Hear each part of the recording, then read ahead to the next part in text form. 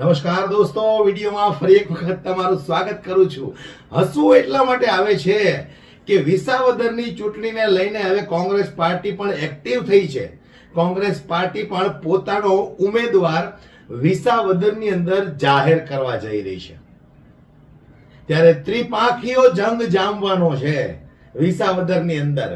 પણ હાલ અત્યારે માહોલ જોતા તો એવું લાગે છે કે આમ આદમી પાર્ટીનો દબદબો છે.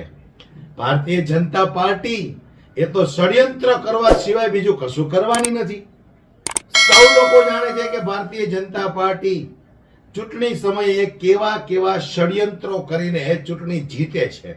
પણ આ વિસાવદરની જનતા ભારતીય જનતા પાર્ટીને બરાબર ઓળખી ગઈ છે. એટલે વિસાવદરની જનતા વિસાવદર તાલુકામાં, ભેસાણ તાલુકામાં, જુનાગઢ તાલુકામાં ભારતીય જનતા પાર્ટીની દાળ ગળે એમ નથી.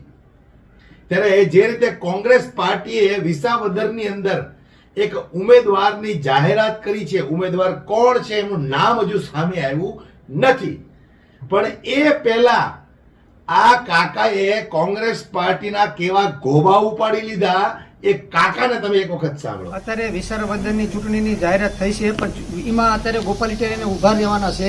પણ અત્યારે હારે કોંગ્રેસ વાળાએ કદું કાઢ્યું છે કે કોંગ્રેસ વાળા એમ કહે છે કે અમારે ઉમેદવાર ચૂંટણી લડશે, પણ કોંગ્રેસ વાળા નહીં ઉમેદવાર છે ચા અત્યારે. અને કોંગ્રેસ વાળા અત્યાર સુધીમાં કોંગ્રેસ તો જાગી જ નથી. તરી વળી તો હું જોતો હોઉં કે કોંગ્રેસના સંસદ સભ્યો તો જો વેચી જતા હોય અને અત્યારે એમ કહેતા હોય કે અમારો ઉમેદવાર રડશે, તમારો ઉમેદવાર ચા રડવાનો છે. અને કોંગ્રેસ વાળા એક પણ ઉમેદવારને હાચવી રાખે. અને કોંગ્રેસને તમામ ખેડૂતને કહું છું કે કોંગ્રેસને પણ મત તમે દેતા નહીં, ભાજપને મત દેતા નહીં. ગોપાલભાઈને તમે જીતાડો ને ગોપાલભાઈ તમારો અવાજ બની આવવાના છે. એટલે ગોપાલભાઈ સિવાય કોઈ પણ મત દેવાનું વિચારતા નહીં. તમને લોલીપોક આપે, તમને પ્રેશર કરે, દબાણ કરે તો બધી હાયા રાખવાની. પણ મત ગોપાલ ઇટાલિયાને દેવાના છે. અને ખેડૂતનો નેતા છે અને ખેડૂતનો અવાજ થઈને જ આવવાનો છે અને આવવાનો જીતવાનો છે. એટલે કોંગ્રેસ વાળાના ભરમામાં કોઈ આવતા નહીં. અને કોંગ્રેસ વાળાને અત્યારે નાનું મગજ છે ને હેમરેજ ડેમેજ ખાઈ ગયેલું છે. એટલે કોઈ ખેડૂતની એના ભરમામાં આવતા જ નહીં. અને ભાજપમાં પણ આવતા નહીં. કારણ ઇકો ઝોન ફોકી દીધું છે તો અત્યાર સુધી બધા જ્યાતા ચા. એટલે ખેડૂતની કોઈ વેદના જાણતું નથી અને ગોપાલ ઇટાલિયા એક જ જાણે છે. એટલે તમામ ખેડૂત ભાઈને વિનંતી કરીને કહું છું કે ગોપાલભાઈને મત આપીને જંગી મતથી વિજય બનાવો. તમારો અવાજ ઉઠાવશે અહીંયા.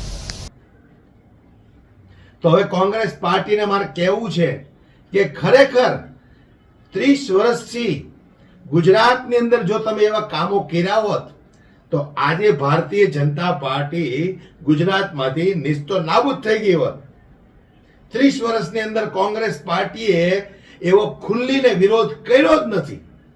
જે રીતે ભારતીય જનતા પાર્ટી પેટ્રોલમાં 2 રૂપિયા વધતા ગેસની બોટલમાં 10 કે 20 રૂપિયાનો વધારો થતો અને જે વિરોધ પ્રદર્શન કરવા માટે ભારતીય જનતા પાર્ટીના નેતાઓ રોડ ઉપર ઉતરતા, તોડફોડ કરતા અને જે વિરોધ પ્રદર્શન કરતા, કોંગ્રેસ પાર્ટીએ આજ સુધીમાં એટલી મજબૂતાઈથી વિરોધ ક્યારેય કર્યો જ નથી. હજુ પણ કોંગ્રેસને જો ગુજરાતની અંદર દબદબો જમાવવો હોય તો મારા મત પ્રમાણે કોંગ્રેસ પાર્ટીને સૌથી પહેલું કામ આ કરવું પડે કે જબરજસ્ત ભારતીય જનતા પાર્ટીનો વિરોધ કરવાનો. જે પણ એવા કાયદાઓ લાવે, ભાવ વધારો થાય, કોઈ પણ જાતનું જનતાને તકલીફ થાય એવા ભારતીય જનતા પાર્ટી તરફથી કોઈ પણ પ્રકારના કાયદાઓ આવે તો કોંગ્રેસ પાર્ટીએ જબરજસ્ત પ્રકારનો વિરોધ દર્શાવે તો જ કોંગ્રેસ પાર્ટીને કંઈક ગુજરાતની અંદર થોડુંક સ્થાન મળી શકે એવું દેખાય છે.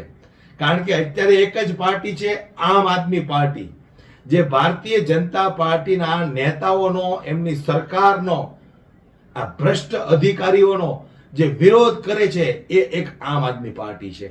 એક આમ આદમી પાર્ટી એટલો સખ્તાઈથી વિરોધ કરે છે ભારતીય જનતા પાર્ટીનો કે ભારતીય જનતા પાર્ટી હવે થાકી ગઈ છે કે આ આમ આદમી પાર્ટીના કાર્યકર્તાઓ, કોર્પોરેટરો આટલો વિરોધ કરે છે કે ચાલુ સભા દરમિયાન પોલીસને બોલાવવી પડે છે.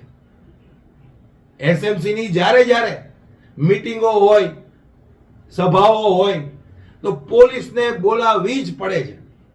કારણ કે આમ આદમી પાર્ટીના કોર્પોરેટરોએ આ ભારતીય જનતા પાર્ટીની સરકાર અને એમના મળતિયાઓ, એમના અધિકારીઓના નાકમાં દમ કરી દીધો છે.